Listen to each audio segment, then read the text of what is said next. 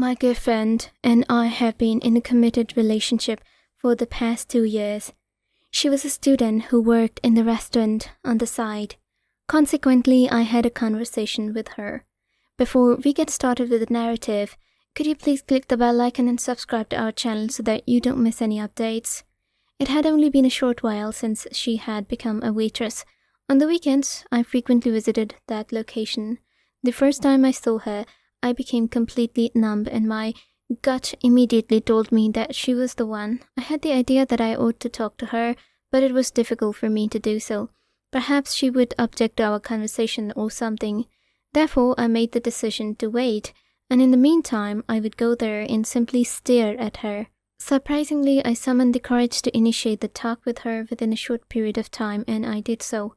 This is the point at which our relationship began. I was managing my father's business while she was going through a difficult time at the time. When we started hanging out together, she was still at her job, but as our relationship developed and we became more intimate, I confessed to her that I did not appreciate the fact that she worked in the restaurant. I urged her to resign from that position. She needs to put all of her attention on her education. I agreed to be responsible for her academic responsibilities. I am glad I was able to provide her with support. I moved her to a new apartment, which was mine, and also provided her with a new credit card that she can use. Prior to it, she was residing in a shared housing arrangement with her other classmates. Anyway, when we first started dating, we spent a lot of time together doing things like going on dates, watching movies, and traveling. We shared a lot of experiences together, and I saw her grow in confidence and skills. After a year, I could see the difference in her life and was proud of the progress she had made. I was glad I was able to help her. Because our company deals in export and import, I used to have to spend extended periods of time in other states. This was because of the nature of my job. This required me to travel quite a bit. I found this to be an incredibly taxing experience, both mentally and physically. It wasn't until the second year that I started to feel overwhelmed by the work. It was similar to a relationship that lasted a long time.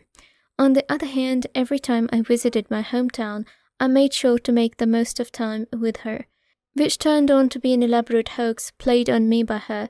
I felt betrayed and heartbroken. I had invested so much of my time and emotions into this relationship, only to find out that it was all a lie. When I returned from my travels abroad, I would always bring her lavish presents to show my appreciation. During those 2 years, even though I spent most of my time on official tours, I never once felt distant from her. She had a sweet and adoring demeanor towards me, much like a young child. I did anything she wanted, regardless of what she said. Up until the other day, I didn't bother to ask her how she spent the money or anything along those lines. My confidence in her grew to the point that it could not be shaken as time went on. It is completely inconceivable to me that she would ever consider cheating on me or leaving me. I started to develop a possessive attitude towards her. I was beginning to think that I owned her and she belonged to me. I was so blinded by my feelings that I never questioned her behavior anymore. I just assumed that she was perfect and could never do anything wrong. I had completely forgotten how to have a healthy relationship with her. I was so focused on controlling her and making sure she stayed with me. Nevertheless, I was not aware of the fact that she was a bitch. The issue started 1 month ago when I saw that she had undergone some kind of shift. Because she had changed, I was unable to sense her presence any longer. This time around, my emotions were not satisfied. In addition, if I call her or send her a message, she never does anything more than pick up the phone, greet me, and then proceed to talk about her day. In those days, my tour to Portugal lasted approximately 2 months. Consequently, I did not have the opportunity to travel back to my hometown during those months. So I felt like she was getting far from me. Her demeanor shifted with time. She stopped sending me daily texts after a while. In the past, she would send me a message once every hour. I started to worry about her. I missed her more and more each day. I wanted to return home to see her, but I was stuck in Portugal. I had to find a way to stay connected to her while I was away. I find it incomprehensible to believe that she was going to obtain change. It occurred to me that she might be upset with me because I had not been spending enough time with her. Therefore, I reasoned that I ought to take her on vacation. I decided to take her on a week-long trip. I was sure the time away from home would help us to reconnect and restore our relationship. We both had a great time and were able to strengthen our bond. When I got back to the city, I immediately went to see her. After knocking on the door, I was surprised to see a black man inside her apartment. Her facial expressions were completely different from what it had been before. She was taken aback by it. It appeared as though she had some difficulty learning her throat. She quickly regained her composure, but I could tell that something wasn't right. I asked her if everything was all right, but she just shook her head and mumbled something about things not begin the same. I could tell that something was wrong, but she would not tell me what it was. She used to begin making excuses by claiming that the person in question was her fellow and that they were working on an assignment together. My point was that you should finish your work and then we will talk about it. I waited there for an hour, but she was not available during that time. They claimed to be working on their project, but I observed one of them acting nervous or afraid, and he kept trying to stare at me in a suspicious way. I have no idea, but the feeling in my chest was absolutely repugnant. I had the idea that I ought to go. As I was leaving, I assured her that I would return later that night. She passed me a smile and replied, "Okay, honey, I'll wait for you." I extended my hand to shake that individual, and it appeared to me that he was erect. I don't feel good. My head was filled with unfavorable ideas and images. But since they were right in front of me, I was rendered speechless and unable to respond in the way I wanted. With a weak smile, I said goodbye and left. I knew I had to sort out my thoughts before I could come back. After taking some time to process my thoughts, I went back to her. I was able to talk more openly, clean the air, and express my true feelings. I met her in night when we went to dinner. When she arrived, I repeated to her that I did not like the guy who had come over here. When she was listening to this, she became agitated.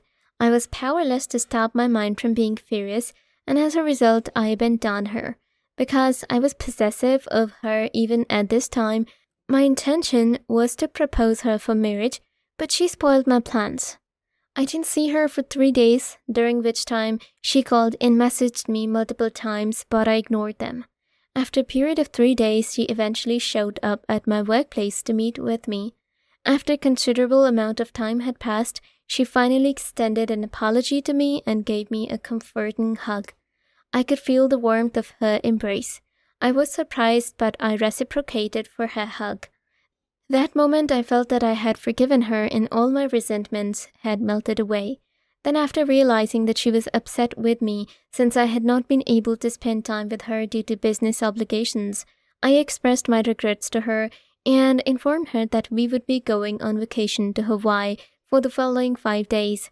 Her mood improved. While we were in the cafeteria, she got up to get something, but she forgot to take her cell phone with her. Her mobile phone rang, but it didn't pick up because I never make it a point to invade a person's personal privacy. It was at that moment that she returned again. Her phone was being rang as I informed her of this. Her face began to flush and she questioned me whether or not I had answered the phone. I said no, I didn't. Then she stated that okay, and she handed the phone from me to answer. It was the first time she picked up the phone and went somewhere else to talk to someone. After the call, I inquired about her well-being by asking, "What happened to you? Was there nothing to worry about?" Her response was that everything was all right. "You've never gone very far before for something as simple as picking up a phone," I remarked. She laughed nervously and then said, "Honey, there are some noises here." After which I went to the corner to make a call. I believe that she's also correct. In any case, we spent our time away in Hawaii, where we had a lot of fun during our first 2 days there. We decided to take a break from sightseeing and explore the beach. We spent the rest of the day swimming in the ocean and playing in the sand. It was a memorable experience that we would treasure for years to come. Now that I had reached this point in my life, I was at the point where I was prepared to propose her and make her life partner. The following day, everything was organized. I could hardly contain my excitement at the prospect of shocking and amusing her. I was sleeping at night, so when she got a call in the middle of the night, my eyes got open, but I didn't wake up. I was simply shutting my eyes. I was aware of what was going on around me, and I am positive that it was a call, but she did not pick up the phone. After a time, she went to the restroom, where she literally stayed in the washroom for 2 hours. Her body language was suspicious at this point. Because of all that was happening on inside, she became quite suspicious. I didn't make it clear to her that I was paying attention to her. I went to the restroom and knocked on the door. After 2 or 3 minutes of calling her name, she finally emerged from restroom. I inquired as to what she had been doing for the preceding 10 minutes. She denied it and explained that she was experiencing constipation troubles, which is why she had been in the restroom for the past 10 minutes. Now, I can't help but wonder why she would intentionally mislead me like that. Because it was obvious that she was trying to hide everything from me. I decided to investigate everything on my own. The following morning, she was in the shower getting ready for the day. I took her mobile phone out of her purse. The night before, I saw that she had a pattern, so I opened it up and started checking the chats. There was no suspicious talk, but it appeared as though she was having a conversation with her friend. She was telling her about her most recent experience in the bedroom. She informed her that she had never been happier and that she had a lot of naughty fun in the bed. At first, I believed she was referring to me while we were in the bed together. It was a blast of my life when I suddenly read a message that said, "Dalton is extremely wild." When I saw that message, I felt like I had been given a new lease on life. I became numb, and a tremor went through my spirit, because I was under the impression that she was referring to me. But it was someone else. She confessed that Dalton was her ex, and she was relating her intimate experience to her ex after a long time. She told her friend, "That black guy is so dominant in her bed." She told her friend the day when I came home and found her and that black guy with each other. At the same time, she was laughing and telling her that she had fooled me. Her buddy asked her about me. In her words, "He's nothing more than a gold mine for me, nothing more than a source of endless joy." She was bragging about how she could manipulate me and about how she was taking advantage of me. Her friend was surprised and asked her if she was going to continue to use me for her own benefit. She simply said, "Of course." My heart was broken. I can't even fathom the possibility that she could do anything to show that she appreciates my devotion.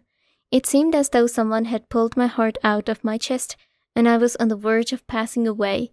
I went to the bar in the hotel, and while I was holding the ring, I drank and thought about how the person I was about to marry had treated me in a really unfavorable manner. It was the 3rd day of the event. I was forced to cut short my vacation. The time was 12 o'clock in the afternoon when we got back to the city, and we went straight to the apartment. I was able to spend one more day with her before she had to leave the following day to go somewhere or perhaps meet someone. I was able to successfully remove her luggage from the apartment before locking the door behind me. I blocked all credit cards from being used. After that, she had a bare hand. And at that point, I went home. I was certain that she would either call or message me by the end of the day. Consequently, prior to her phoning, I sent her a message in which I said, "You must be wondering why I did that, right? Therefore, I'll recommend you that you go to your black guy because I am confident that if he was able to satisfy you, he'll also be able to provide you an apartment to live in and credit cards to spend. Good luck, and don't ever try to approach me or come to my office because I have critical evidence on their base that could be used to file a case against you. I'm sure you understand my position now. I suggest you take care of the consequences and accept the consequences of your actions." This was the end result that had to be reached. She continued to try to get in touch with me, and she pleaded with me that it was all a mistake.